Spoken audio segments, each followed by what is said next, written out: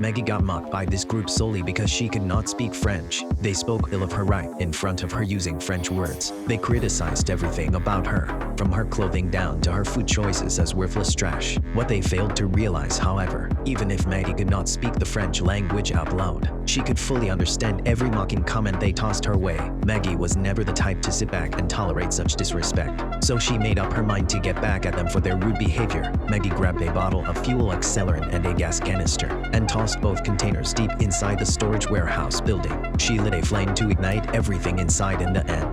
That makes 92 francs, please. Keep the change.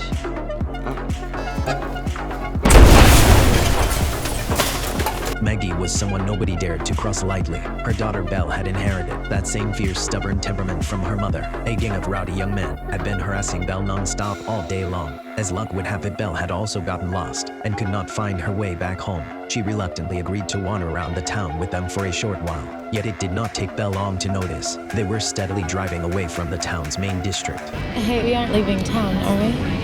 You have to see the leisure park where everybody meets up at the weekend. Do you like swimming? Sure.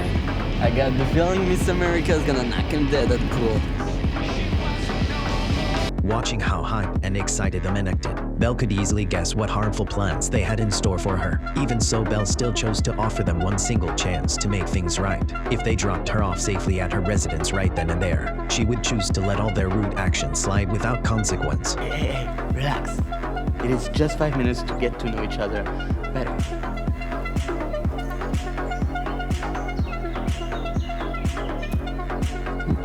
It was clear the men had no intention of taking advantage of this second chance, so Belle resolved to teach them a harsh, memorable lesson they would never forget.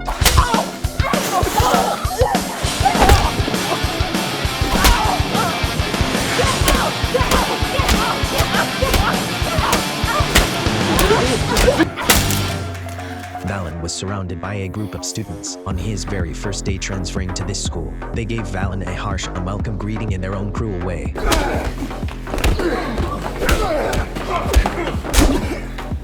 Welcome to Shalom Yankee.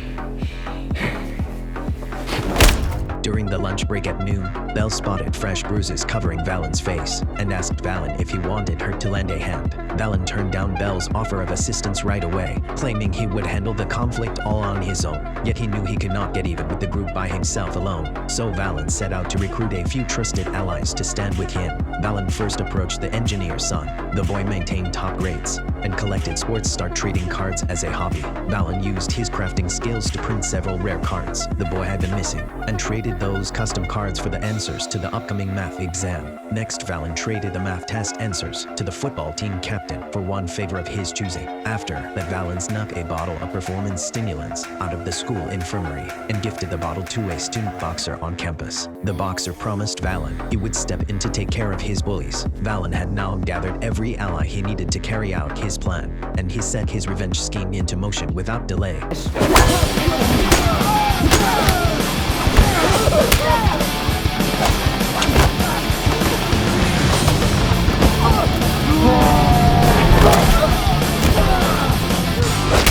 Frank hired the most skilled local plumber to fix his discolored yellow tap water. To his disappointment, the plumber showed up far past the agreed time and immediately plotted to overcharge Frank for unnecessary repairs. The plumber tapped on a few pipes carelessly without thorough inspection, then told Frank outright every water line inside the house needed full replacement. Even after swapping out all piping, he still could not guarantee the tap water would clear up again. The plumber had no idea. His greedy, dishonest scheme had enraged Frank to the breaking point. What I don't understand is how he could break his leg like this by falling down the steps. I don't know, I'm not a doctor. I'm right. Desperate to resolve the ongoing water contamination issue, Frank paid a visit to the municipal water treatment plant nearby. The facility supervisor explained to Frank, fertilizer factory waste upstream would poison the entire local water supply. If the factory halted all toxic wastewater discharge immediately, the tap water would return to clean normal quality right away. Frank planned to arrange a meeting to negotiate with the fertilizer plant operators. What Frank never anticipated was the company leaders cared nothing about the polluted drinking water for residents. If Frank wanted access to clean, safe drinking water, they suggested he simply purchase bottled water instead. There's one thing I don't like, it's being interrupted. So I'm going to ask you one more time, and I advise you to pay close attention. I don't want my water brown. I want it crystal clear. So what can you do for me? Turbine, the pump, stop it. Where is this turbine? Next tank, number 5. After hearing this cold, unconcerned response, Frank sprang into action without any hesitation. He planned to blow up the factory's waste holding tank. He believed this drastic measure was the only way to permanently fix the community's contaminated water crisis.